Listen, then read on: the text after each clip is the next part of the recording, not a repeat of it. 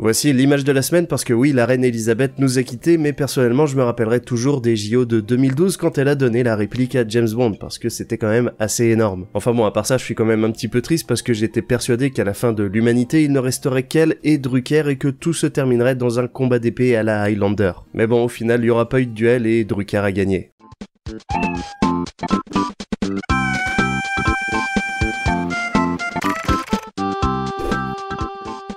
Bonjour les amis et bienvenue dans cette nouvelle édition de Pop Actu, votre rendez-vous avec l'actualité séries, films et jeux vidéo. Encore une fois, l'actualité pop culture et culture geek nous a réservé de belles surprises et on va voir ça tout de suite. Alors il y a des reboots qui valent vraiment le coup. Batman, Godzilla, Star Trek, j'en passe et des meilleurs. Mais par contre, je sais pas trop quoi penser du reboot que Netflix vient d'annoncer, celui des Teletubbies. En effet, Tinky Winky, Dipsy, Lala et Po vont faire leur retour pour le plus grand plaisir des petits et des toxicomanes en pleine défonce. Donc que vous fassiez partie de l'une ou l'autre de ces catégories ou que vous soyez tout simplement curieux, rendez-vous le 16 novembre prochain sur Netflix pour découvrir les 26 nouveaux épisodes de 12 minutes.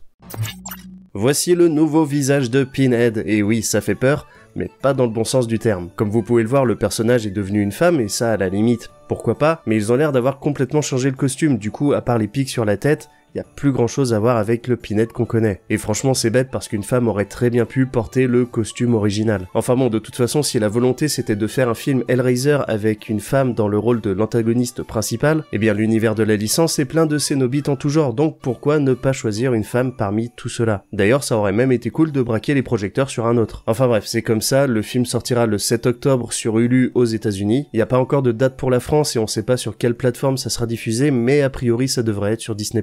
Voilà, après on va quand même essayer de garder l'esprit ouvert et dans le pire des cas ça fera juste une mauvaise suite de plus pour cette licence qui mérite beaucoup mieux.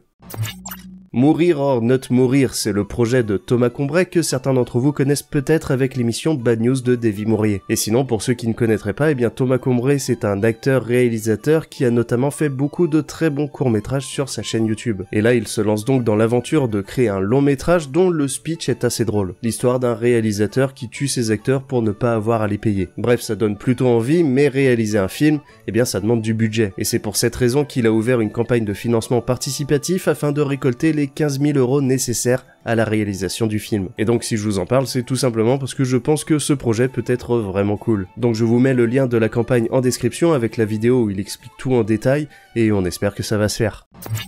Voici une séquence absolument touchante. Brendan Fraser qui a eu le droit à une standing ovation de 6 minutes après la présentation du film The Well à la Mostra de Venise. Pour rappel, dans ce long métrage, il joue un homme de 272 kilos qui essaye de renouer avec sa fille de 17 ans. À noter aussi que tout le film se passe dans son appartement, donc c'est vraiment la performance de l'acteur qui est mise en avant. Et vu la réaction du public, elle doit être vraiment exceptionnelle. Alors sur ces images, on sent à quel point il est ému et vraiment ça fait plaisir parce que entre agression sexuelle et maladie, il a vraiment pas eu une vie facile. Donc franchement c'est génial de le voir revenir sur le devant de la scène avec autant de panache. Et maintenant il me tarde juste de voir ce film.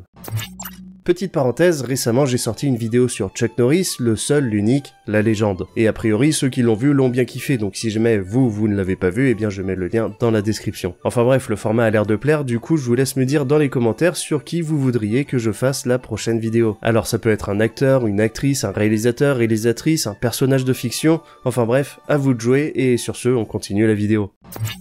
CD Projekt a annoncé le premier DLC de Cyberpunk 2077. Ça va s'appeler Phantom Liberty et l'action se déroulera dans un tout nouveau district. On y rencontrera de nouveaux personnages et d'autres qu'on a déjà croisés dans le jeu principal, comme par exemple le charismatique Johnny Silverhand, toujours interprété par Keanu Reeves. Ensuite, pour ce qui est de la date de sortie, ça sera courant 2023 et uniquement sur PC, PS5 et Xbox Series. En effet, ça ne sortira pas sur les anciennes générations de consoles et ça peut se comprendre après le lancement catastrophique du jeu il y a 2 ans. Enfin bon, dans tous les cas, ça sera une bonne occasion de retourner sur le jeu. Et sinon, entre-temps, on aura eu le temps de regarder la première saison de Cyberpunk Edge Runner, la série animée adaptée du jeu et qui sort le 13 septembre sur Netflix. On le sait, c'est la jeune actrice Anya Taylor-Joy qui va succéder à Charlize Theron dans le rôle de Furiosa dans la suite/préquelle de Mad Max Fury Road. Et bien ça y est, on a enfin un aperçu de cette dernière dans la peau de l'impérator Furiosa sur ses photos de tournage. Alors le moins que l'on puisse dire, c'est qu'on est loin de l'image de poupée de porcelaine qu'on se fait quand on pense à la comédienne. Et franchement c'est cool, ça va changer un petit peu, donc hâte de voir ça. Voilà, et sinon pour rappel, le film est toujours prévu pour mai 2024 et c'est bien sûr toujours réalisé par George Miller.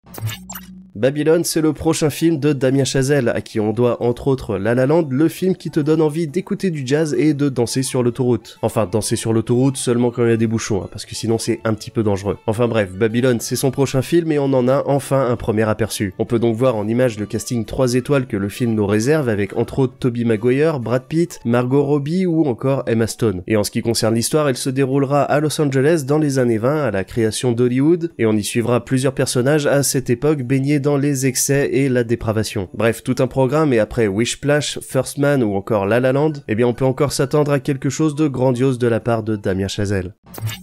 Voilà pour les news, on va passer à la partie sondage, mais avant je voulais juste vous remercier parce qu'on est bientôt 5000 sur la chaîne et je suis sûr qu'on peut le faire. Donc allez-y, bourrez la cloche comme jamais parce que ça serait quand même assez énorme qu'on y arrive avant la fin de l'année. Et donc pour ce qui est du sondage de la semaine dernière, je vous demandais si vous comptiez aller voir ou revoir le premier Avatar qui va ressortir au cinéma le 21 septembre. Et bah c'est pas compliqué parce que c'est un énorme non à 100% des voix. Du coup j'espère quand même que la suite aura un petit peu plus de succès. Et tiens, bah ça sera le nouveau sondage, est-ce que vous comptez aller voir Avatar 2 qui sort au cinéma en décembre? Je vous laisse y répondre dans l'onglet communauté de la chaîne.